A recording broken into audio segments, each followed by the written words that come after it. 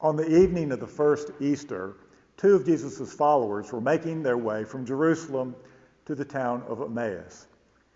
And on their way, they were welcomed and greeted by another traveler who turned out to be Jesus, but they didn't know it. This is what the scripture says.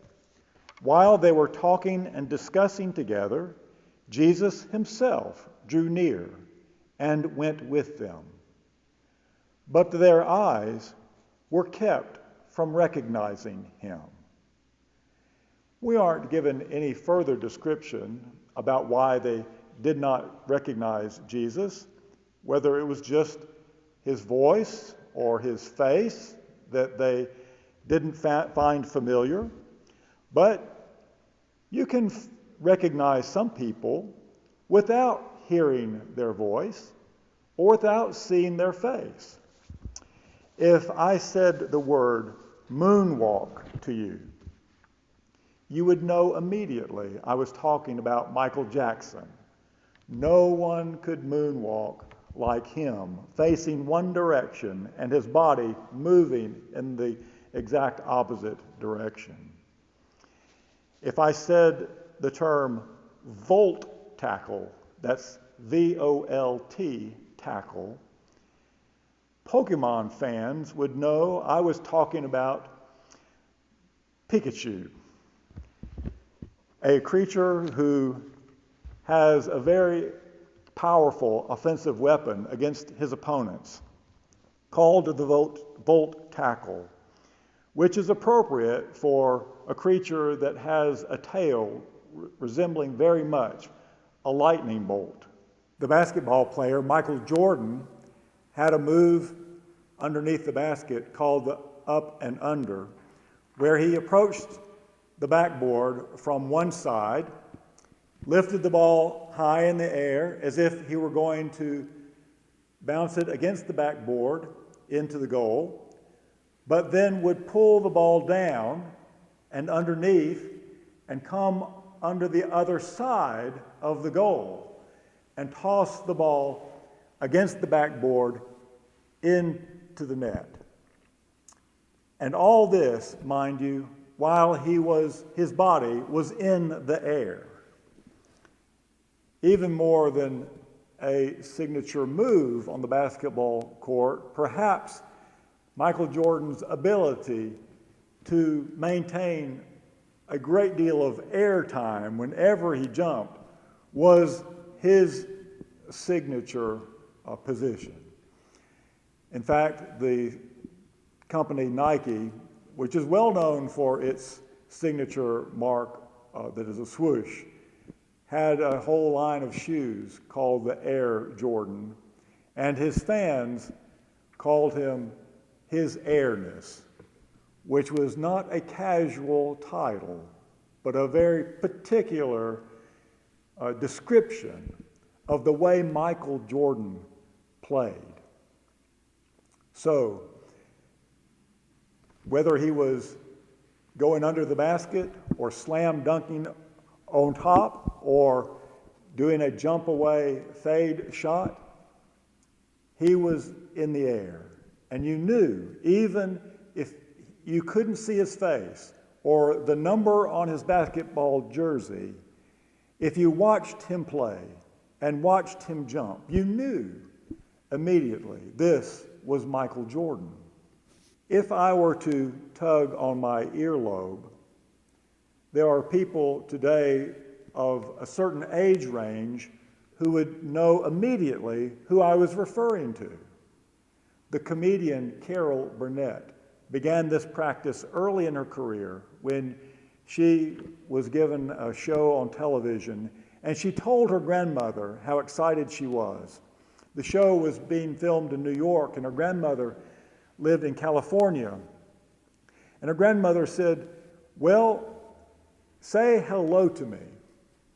And Carol Burnett said, "I know that they won't let me say hello to you." But then she thought about it, and she said, "Well, Nanny, I'll pull my ear for you." And that is how she would say hello to her grandmother. And in the Carol Burnett show years later, that was always Carol Burnett's signature sign-off. You knew this was her and what it meant. Jesus had signature moves of his own. A leper was cleansed. A paralytic was healed and forgiven.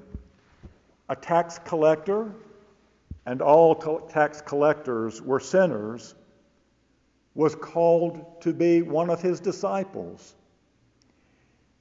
Jesus commanded his followers to love not only one another, but their enemies. Then, shortly after this command, he heals the servant of a Roman military officer.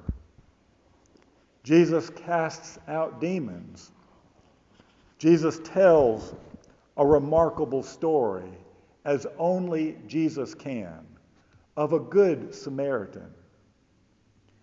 Then Jesus tells another story, equally remarkable, of the prodigal son. Jesus' signature move is also being there when people need him. He and the disciples are in a boat when there is a storm at sea. And they wake him, and they tell him they are frightened. And Jesus, who is right there with them all the time, with authority, rebukes the wind and the waves, and the sea calms. Jesus is there when Peter's mother-in-law is sick with a fever, and he heals her. When there is a woman who is there when Jesus passes by, who has an issue of blood and who has been sick for 12 years, when she comes up behind Jesus and touches his garment, she is made well.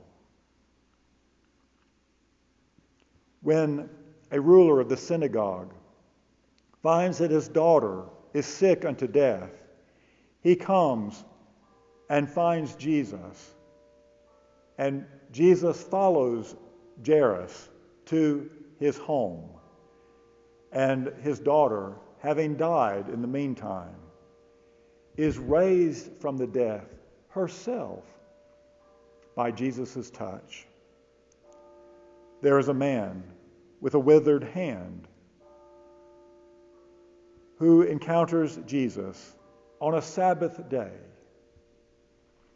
Only Jesus had the power and the authority to heal this man at this time in this place. Jesus was there. Jesus had another signature move.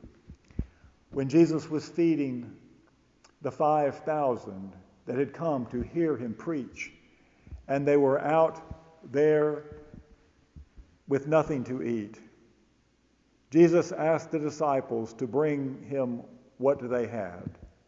And they brought to him 5 loaves and 2 fish. And Jesus took them, and he blessed them. He broke them, and he gave them.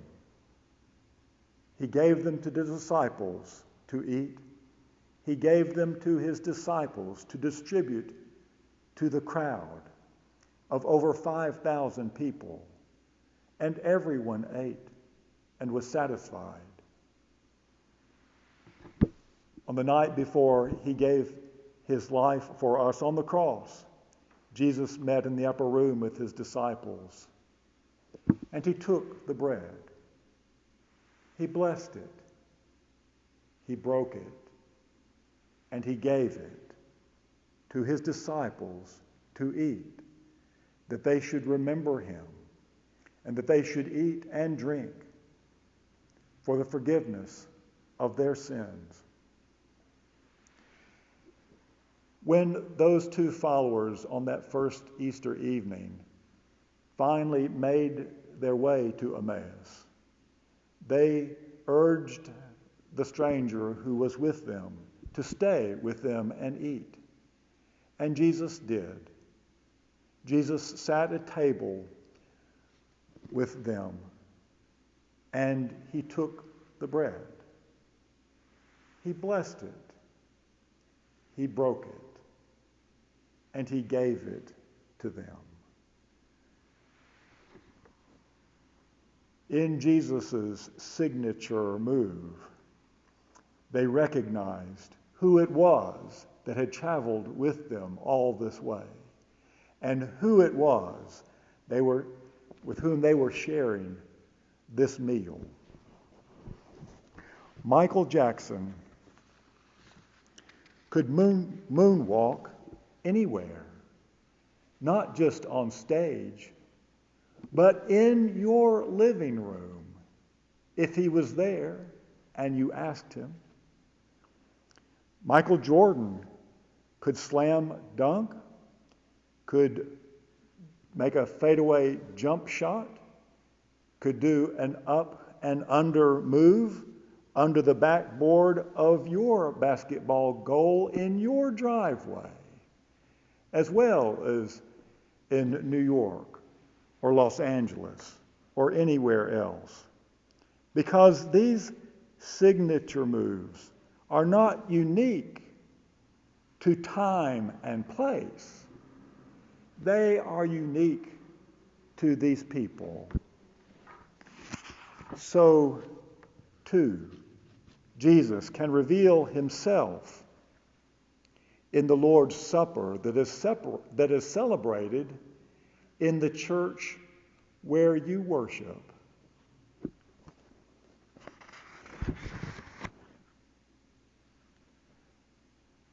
The disciples, who were Jesus' followers, walking to Emmaus that evening, found Jesus walking along the way with them. And they arrived at Emmaus, and Jesus sat at table with them and broke the bread. The road that you are on right now is a road that Jesus travels. The place where you are right now, when you stop to rest, is the place where Jesus blesses and breaks the bread. The walk to Emmaus, where Jesus is a fellow traveler, is not someone else's walk. It is your walk. It is our walk. The table in Emmaus, where Jesus blesses and breaks the bread and reveals himself, is not someone else's table. It is your table. Even when it is a table in your own home, using your own elements. Jesus took the bread, blessed it, broke it, and gave it to his two followers that night, who are otherwise unknown to us. And the scripture says, and their eyes were opened, and they recognized him. Then it says, they went back to Jerusalem, and they told the other disciples what had happened on the road and how he was known to them in the breaking of the bread. When Jesus broke the bread that fed 5,000 that day, many days earlier, the scripture says that all ate and were satisfied. May it be so for the 5,000 or 5 million or more who come to Christ's table today, who are hungry and thirsty. May they all recognize the gift before them, and may their hunger be satisfied.